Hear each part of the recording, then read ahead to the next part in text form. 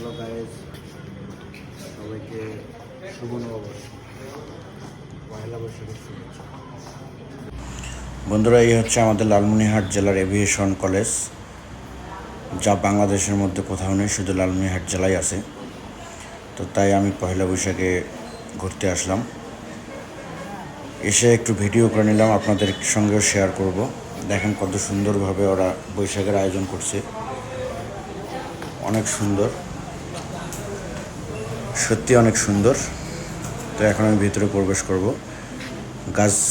গাছগুলো কত সুন্দর করছে, এবং এখানে একটা মাটির হাড়িও রং করে রেখে দিছে বৈশাখ উপলক্ষে। এখানে অনেকেই আসতেছে, সেলফি উঠাচ্ছে, ভিডিও করতেছে।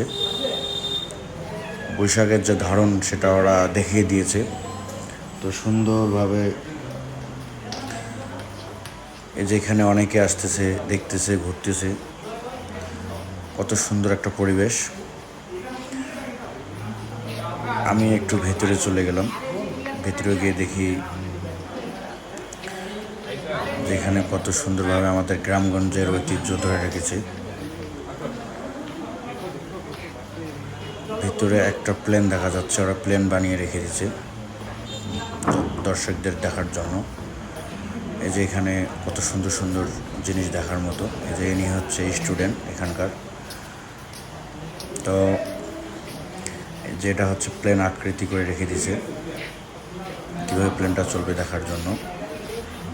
এই যারা স্টুডেন্ট এখানকার, যে ইনি স্টুডেন্ট, এরা সবাই স্টুডেন্ট। তো এই ভিডিওটা করার জন্য আমার ক্যামেরাম্যানকে অসংখ্য ধন্যবাদ, এখানকার আয়োজকদের অসংখ্য ধন্যবাদ। আবার আমি ভেতরে চলে গেলাম, গিয়ে দেখলাম যে আমাদের গ্রামগঞ্জের কুলা এবং